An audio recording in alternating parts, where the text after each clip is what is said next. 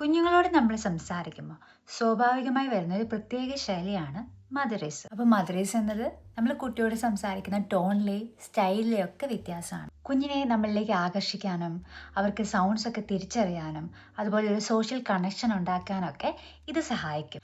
1 വയസ്സിന് താഴെയുള്ള കുഞ്ഞുങ്ങളുടെ കേസിലാണെങ്കിൽ ഈ മദറേസിന് ലാംഗ്വേജ് ഡെവലപ്മെൻറ്റിൽ വലിയൊരു പങ്കുണ്ടെന്നാണ് പഠനങ്ങൾ പറയുന്നത്. അതുകൊണ്ട് ന്യൂ ബോൺ മുതൽ ഇൻഫാൻസി വരെയുള്ള കുഞ്ഞുങ്ങളിൽ slow paced warm expressive motherese ഉപയോഗിക്കുന്നത് കുഞ്ഞിൻ്റെ listening skills, early language skills, പാരൻസുമായിട്ടുള്ള ബോണ്ടിങ് എന്നിവയൊക്കെ നന്നായിട്ട് പിന്തുണയ്ക്കുന്നു. മദറേസ് കഴിഞ്ഞ് വരുന്ന ഒരു സ്റ്റേജാണ് ബേബി ടോക്ക്. അതായത് കുട്ടിക്ക് പെട്ടെന്ന് മനസ്സിലാവാനായിട്ട് റിയൽ വേർഡ്സിന് പകരം നമ്മൾ റോങ് വേർഡ്സ് യൂസ് ചെയ്യും.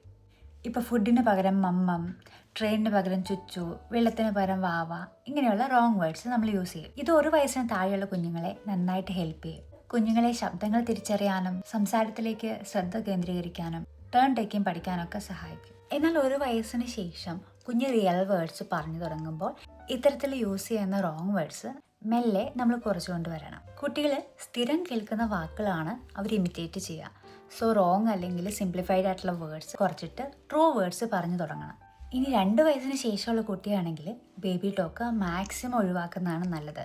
കാരണം ഈ പ്രായത്തിലുള്ള ലാംഗ്വേജ് ഡെവലപ്മെൻറ്റ് വളരെ വേഗത്തിലാണ്. ബേബി ടോക്കിൽ നിന്ന് റിയൽ വേർഡ്സിലോട്ടുള്ള ട്രാൻസാക്ഷൻ എങ്ങനെ ചെയ്യാൻ നോക്കാം.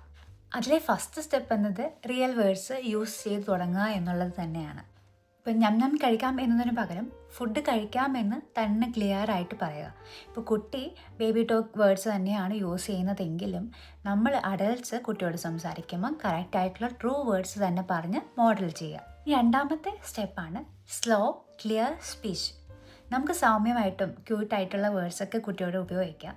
പക്ഷേ അത് റിയൽ വേർഡ്സ് ആയിരിക്കണം, അതുപോലെ തന്നെ ക്ലിയർ ആയിരിക്കണം, അവർക്ക് മനസ്സിലാവണം. 3rd സ്റ്റെപ്പാണ് എക്സ്പാൻഷൻ. കുട്ടി പറയുന്നതിനോട് കുറച്ചുകൂടെ കാര്യങ്ങൾ കൂട്ടിച്ചേർത്ത് സംസാരിക്കാം. ഇപ്പോൾ കുട്ടി ബോൾ എന്ന് പറയുകയാണെങ്കിൽ എസ് ബോളാണ്, റെഡ് കളർ ബോളാണ്, ബിഗ് ബോളാണ്, അല്ലെങ്കിൽ സ്മോൾ ബോളാണ്. ഇത്തരത്തിൽ കൂടുതൽ ഇൻഫോർമേഷൻ ആഡ് ചെയ്ത് കുഞ്ഞിനോട് സംസാരിക്കുക. അടുത്തതാണ് റിപ്പീറ്റ് ആൻഡ് മോഡൽ. ഇപ്പോൾ വാ എന്ന് വെള്ളത്തിന് പറയുന്നൊരു കുട്ടിക്ക് വെള്ളം വേണം. കുട്ടി വന്ന് അങ്ങനെ പറയുമ്പോൾ നമുക്ക് മനസ്സിലായി കുട്ടി വെള്ളത്തിന് വേണ്ടിയാണ് പറയുന്നത്. പക്ഷെ നേരെ വെള്ളം എടുത്ത് കൊടുക്കാതെ അതിനെ കറക്റ്റായിട്ട് മോഡൽ ചെയ്ത് പറഞ്ഞ് റിപ്പീറ്റ് ചെയ്തതിന് ശേഷം മാത്രം കുട്ടിക്ക് കൊടുക്കുക. ഓ വെള്ളം വേണോ, ഓക്കെ വെള്ളം ഇന്നാ, അപ്പോൾ കറക്റ്റ് വേർഡ്സ് പറഞ്ഞ് ട്രൂ വേർഡ്സ് പറഞ്ഞു കൊടുക്കുക. ഇങ്ങനെ ശരിയായ വാക്ക് കാമായിട്ട് പ്രഷറൊന്നും ഇല്ലാതെ കറക്റ്റായിട്ട് കുട്ടിക്ക് പറഞ്ഞു കൊടുത്താൽ ഗ്രാജ്വലി അവർക്ക് നമ്മുടെ വാക്കുകളൊക്കെ ഇമിറ്റേറ്റ് ചെയ്യാൻ പറ്റും. ഇനി മറ്റൊന്നാണ് ഡെയിലി റൂട്ടീനിലോട്ട് റിയൽ വേർഡ്സ് ചേർക്കുക എന്നുള്ളത്. ഫുഡ് കഴിക്കുന്നതും കുളിക്കുന്നതും കളിക്കുന്നതും എല്ലാം കുട്ടിയോട് റിയൽ വേർഡ്സ് യൂസ് ചെയ്ത് തന്നെ സംസാരിക്കുക. Regular exposure is equal to faster language development.